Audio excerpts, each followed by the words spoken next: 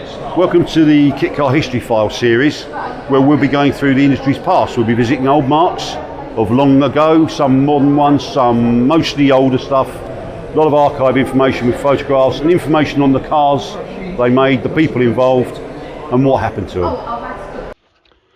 Hello, welcome to another episode of the TKC Mag History File series. This time, I've been toying with doing this episode for quite a while. It's going to be a longer one than normal, mainly because as I said, I was toying between making it into a 2 or 3 parter even, but I thought, no, we'll bite the bullet, keep it concise as we can, keep it all together. The subject is a guy called Ray Christopher, a man who I've known for many years. Haven't seen him for a long time, but I one of the first people I met when I got into the industry in the mid 80s. Incredibly talented guy and an interesting guy, which is one of the reasons I'm very excited really to bring this episode to you really. Born in 1940, Ray grew up in the Poole, Dorset area, and I think his inspiration really came from some Ford C cabs that he saw as a young kid. And also some grainy, I remember him telling me some grainy film clips of some early Grand Prix racing that inspired him as he grew up in sort of teenage years. He studied heating engineering actually at college, and he built his first car in 1959, age 19. That was called Cookie Tea, and it was inspired by an American TV program, 77 Sunset Strip for the record.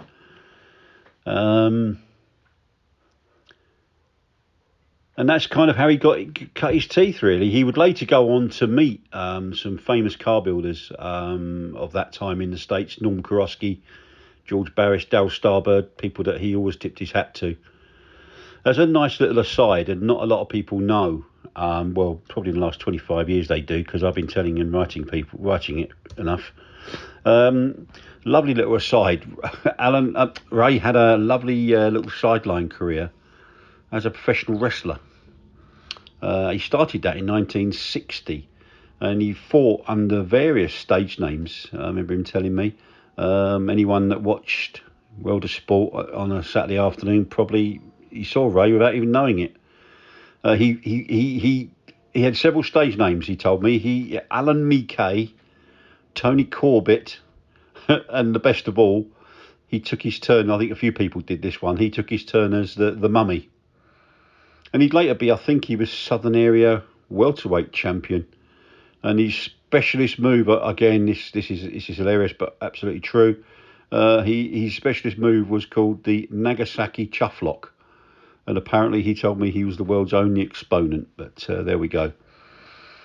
The Mummy thing was very funny. He used to get carried into the ring in a coffin by 4 pallbearers, house lights dimmed. Once the coffin was in the ring, it sat there with a spotlight on it, and then all of a sudden, bandage-clad Ray would clamber out looking for a fight. His first fight was against, again, for aficionados and for being correctness, his first fight was against a guy called Lindy Calder, and he was allowed to win, he told me, and he got 20 quid for his efforts, which back in 1960, nice evening's work, that. Sadly, his wrestling career meant he had no real time to devote to cars, and until that is, he read about Opus HRF in one of the early issues of Hot Car magazine, and this kind of inspired him sufficiently to make him travel to Warminster, which is where Neville, Trickett, and Jeff Thomas were based, making these things, and he bought one, built it. He then. Nothing to do with his later career making GT40s. He modified a GT. He built his own GT40 from scratch, and he modified a Jaguar E-Type bonnet to fit on it, which is, I've not seen a photo of that. And then of course he did what lots of people did in the early 70s. Certainly people that wanted to get into hot rods and custom cars was he built a Jago, a T-bucket. And then that led to his own company, a company called Ray's Rods. And by this time, of course, he was also nicknamed the Rodfather. Well earned that, actually. So he did I think he did several rods. He did a 1923 C cab, Triumph suspension, I think. Ford Zephyr rear axle. And he took that first car that he exhibited as raised rods. He took it to the Crystal Palace Custom Car Show in 1973. And he said that if he received more than 2 orders, he would actually give up his wrestling career and build replicas of his C cab. And he took 4 orders, so Raised Rods was born, off and running. Other times he called himself Dorset Rodding Centre, I believe. And given, I guess he must have inspired people in that area, because he was at the time Dorset's first hot rod business. But that area has bred so many people from involved in the custom car hot rod business. Andy Saunders, for a start. The great Andy Saunders, I should say. So, and not the only one. Chris Boyle, of course, the Wizard of Rods. There's another. He is a Hall of Famer, I believe, in the UK in custom car world. Anyway, he took it. He started taking it seriously, and he got himself his first sort of proper premises, which he based himself in a disused grocer's shop. And apparently, this is all from stuff he told me. He kind of acquired or inherited the previous guy had obviously gone skint, I think, from the shop, and in a fit of pique, he peeled all the label. He left all his stock behind, his tin goods, and just peeled the labels off. So Ray said there was shelves of tinned unknown what. So what he'd do when he sold parts, because he was supplying hot rod parts at that time, when a customer came in to buy whatever, he'd give them a free tin of who knew what. It was a real mystery tour, really. So he said people ended up with dog food, baked beans, steak. Pie filling, God knows what. But this is the time. This was a real he was really inspired at this time, and this is where he really made his mark on the British rod scene. He produced a string of one-off incredible creations, some of which we've put the photos here to accompany this audio. There was a world famous, UK famous, European wide famous rods called, there was Beer Wagon, the LA Fire Department, Paddy Wagon, Heavy Breathing, and Moonshine Madness. He also got a commission from the Daily Mirror to supply them with a competition prize. And he tells a story that a certain Robert Maxwell came to pay for it, which was quite funny. Anyway, by 1976, as a sideline, as well as doing the one-off stuff, he was also doing the C-Cab kits. And he'd done about 60 by 1976, but he was finding it hard to keep it all together, really, because of the orders that were coming in and his fame spreading. So he sold that operation to a guy called Tom Pawley of ex-EXE Marine, based down in Newton Abbot, beg your pardon. He was a marine glass fibre specialist. But again, within a year, Pawley's firm, I believe, was struggling, and that company evolved into Term Trend, to carry on marking them. And then in turn, in 1976, he merged with a Topsham-based company called Devon Moulding Company, who moved to Oakhampton in 1979 before they just brought the shutters down for the last time and who knows what. But anyway, Ray was looking for something else to do, still obviously very interested in his rods, but he didn't want the day-to-day kit supply stuff at that time. So he started another interesting project, and it was a self-build housing, kit house project called, I think he called it Paul Self-Build Housing Association. And basically he assembled a group of 11 house builders who basically all got together and guaranteed to devote 35 hours a week to build 11 new houses in the area. Real inspired stuff for the time. But as I said earlier, in his spare time, he couldn't leave the cars alone. So he was building some interesting, and this is again some really interesting stuff. He built some cars for TV series. He did. There was a car, I don't know what it was, but it was for the Duchess of Duke Street, which was on in the 70s. He did a car for the Blade Runner film. He even did one for Sir Paul McCartney. a car for Doctor Who, and famously for the late comedian and EastEnders star Mike Reed. And then 1977 came one of his most famous creations yet, really, Pasteurised Express, which was the V8 powered milk float. We've put a photo of that here. It was a V8 propelled milk float. By this time, though, he'd moved on again. He was working by day as a contract welder. And he got into organising. Well, first of all, we should say there was some other cars that he did as well. We've put here. There was a. Sorry to digress. There was a Plymouth 5-window. Made about 28 of those. He did a Model T, one of which was very famous. He hadn't built a Model T. 1973, he saw one. While he was at a petrol station in Poole, locally. And it was being restored in the garage that was on the site. And he bought that car and soon started offering replicas of it. £30 for the kit, I do believe. What a princely sum that was. And we put a photo of that car. There's an interesting one there. The famous one that he built of that 1908 Model T. It was a crossover. We're going to sort of we're jumping forward briefly, but forgive me for that. Just when GTD had started, he had a Bellevue show where they were exhibiting their KVA parts, basically, and just finishing off with their Euro Autos International, which we'll come to that in a minute. Show organising company. He offered, there was a stand there, and he offered that car for sale. There's a photo of that as well with this audio. There's some real rare photos here, by the way, which I hope you like and enjoy looking at. Some of these have not even seen the light of day, I don't think. But one of the reasons for doing this series is because they deserve to be seen, and it's my absolute delight to be able to share them with you. But let's move forward now. Let's go forward. Ray then moved to Manchester. He got involved with the cars, like I think he did a thing called a Helicar.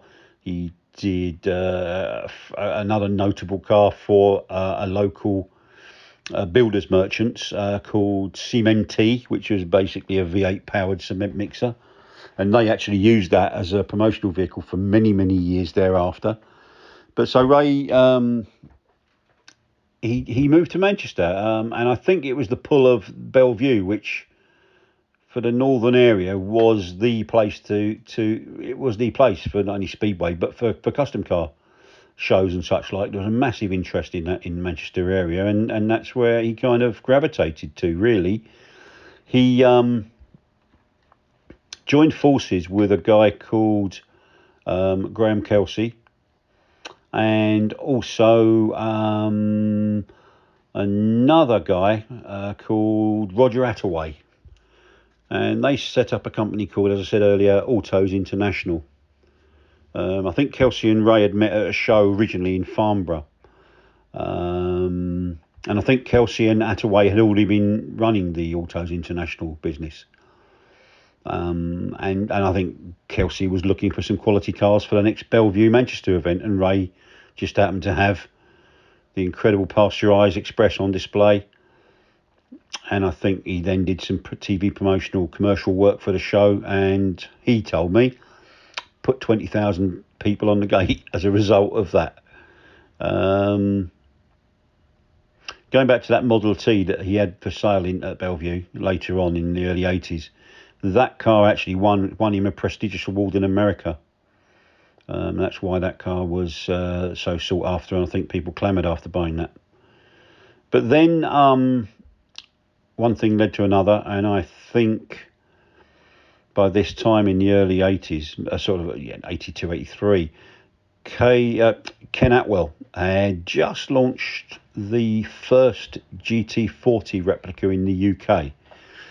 But apart from the body, beautiful thing, but apart from the body, and of course it lit the touch paper for that GT40 replica scene that is still going now, really. But he didn't offer what Ken didn't do. I mean, famously, he said to me once, or said generally, really, to anyone that listened, if you needed a book to, something along the lines of, if you needed a book to build a GT40, you shouldn't be building a 40. Whether that was true, that I believe was totally true. But beg your pardon, Ken supplied the body shell, the chassis, but the customer was left to do a lot of stuff on his own, really. You're on your own in as much as finishing the car. And Ray and Graham Kelsey became aware of this and thought, they put two and two together and thought, well, they could supply the parts that KVA didn't supply, notably suspension kits. And indeed, they built several demonstrators, but one of them was called KVA GTD. And I do believe, I'm not sure about this one, but there was a plan. I think they approached Ken, and the plan was that they would co-produce fully built versions of the KVA under the KVA GTD name. But it came to nothing, and soon we had a situation where GTD Autos International became GTD, although they were running parallel for the first at least a year, I would suspect. They one of those photos, the photo we've put here with the Model T on the stand, you can, if you've got really good eyesight, I used a glass on it actually, as a sight glass, to read it, that it says that if they were the one-stop shop, Autos International were the one-stop shop for anybody building a GT40, and they were offering that service, building it for them or supplying parts to those that were building them on a DIY basis. They also did door locks, which I don't think KVA customers got those with the kit. So anything that wasn't really supplied in the kit of a mechanical basis, I believe GTD were doing, or Autos International were doing. He was still going around building some cars, building some hot rods at this time. But in 1984, GT Developments was born. Autos International evolved into GTD. I think Attaway went his own way, and Christopher and Graham Kelsey moved down to Dorset, back to Ray's hometown of Poole.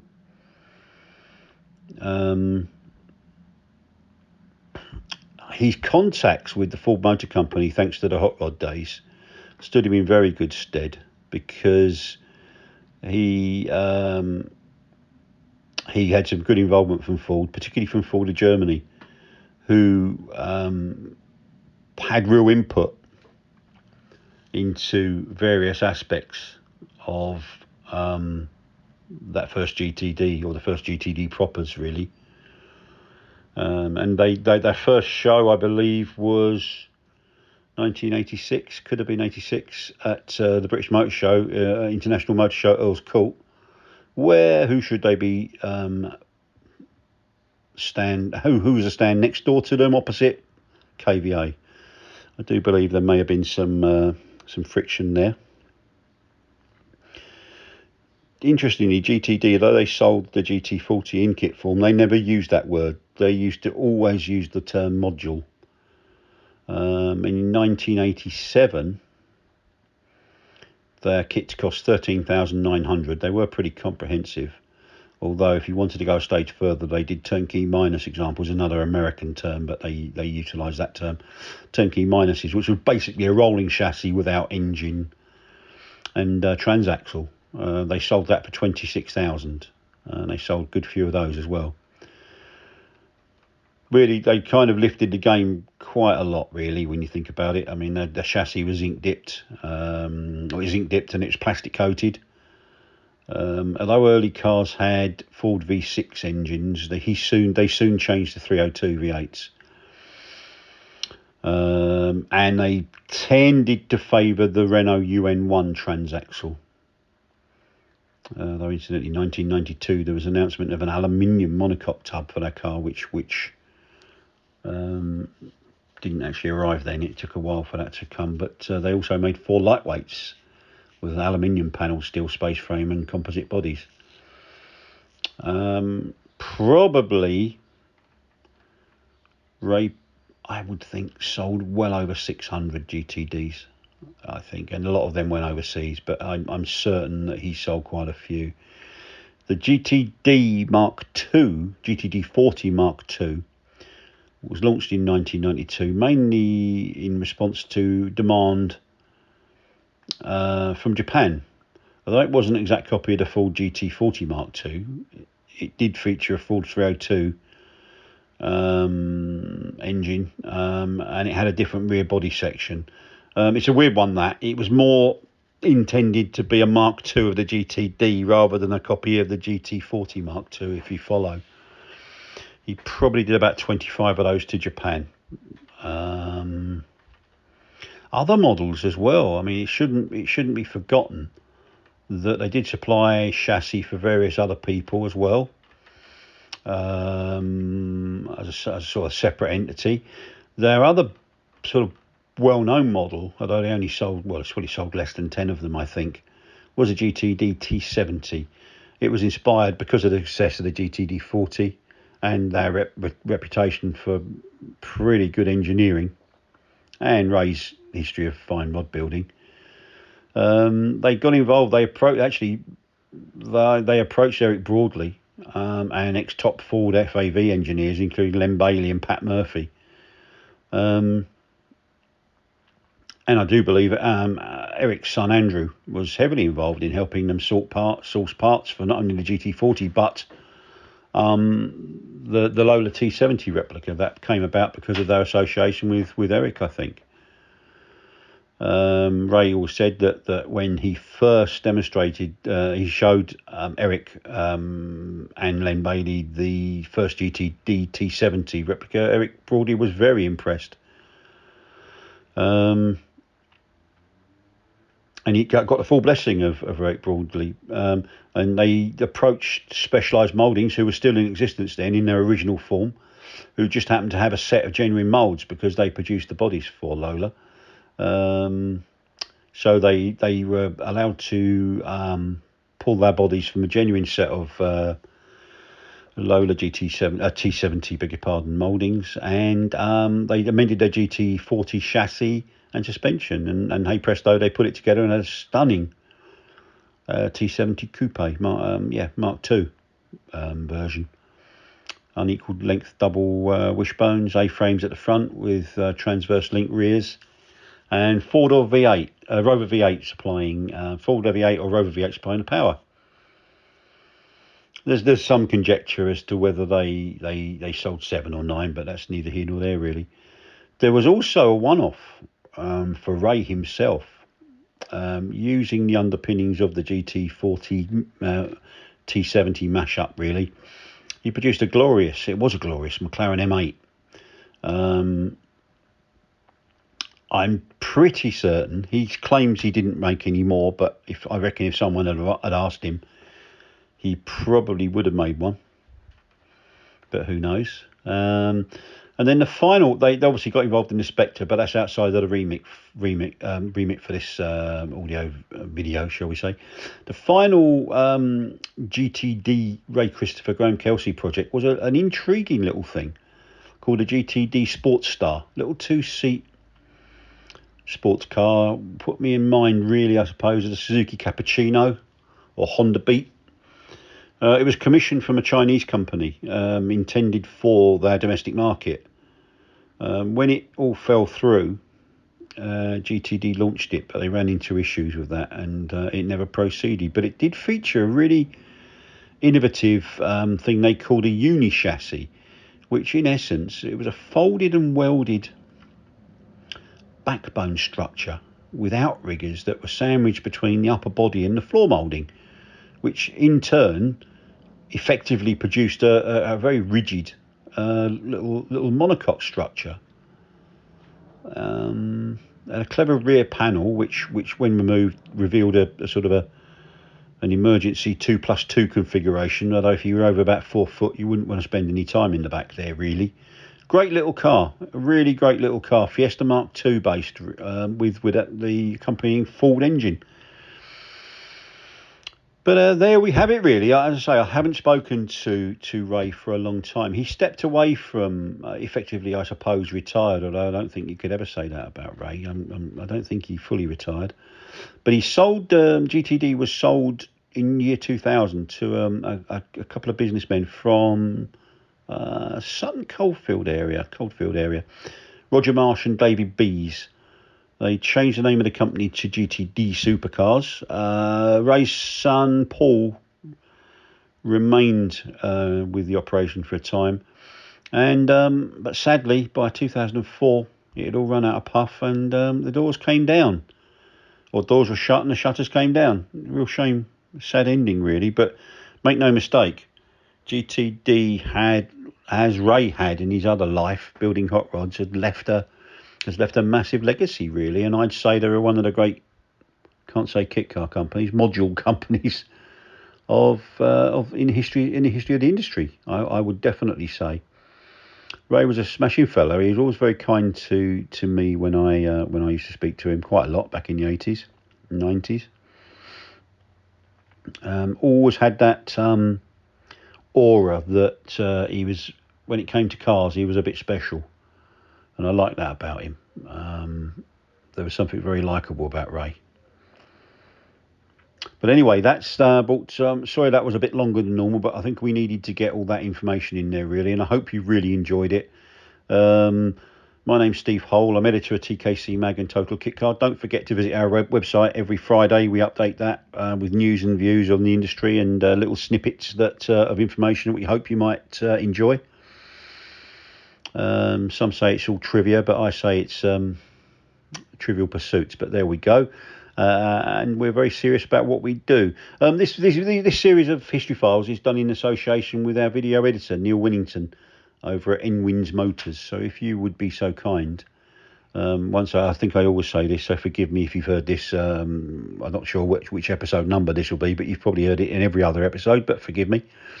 Taking care of business. If you've got this far, you might have sort of enjoyed this video. If you have, and you haven't already done so, and it is totally free, would you be kind enough to subscribe? Press the subscribe button, and when you press that, you'll get a little drop down menu, notifications menu, and if you select all, every time we drop a video, which, just go into that a little bit, one of Neil's feature videos usually appears every month, at the start of each month, usually first or second of the month depending on the day, and that will continue, and we've interspersed it with dropping in these little history file series, which are meeting some pretty interesting feedback, good feedback actually, and I'm glad that people are enjoying them. And while I remember, if you could hit that like button, that thumbs up button, really appreciate that, because I'm told that helps our algorithm. I said logarithm the other day, which of course is something totally different, so forgive me for that, but I don't understand how half this stuff works really, and I'm certainly not a voiceover artist, and I'm doing this on the hoof, so forgive me ums and ahs and spluttering and God knows what else and getting too close to the microphone, but I hope it hasn't spoilt your enjoyment too much. But thank you very much, and I'll look forward to welcoming you to the next episode of Total Kit Car History File series. Thank you very much.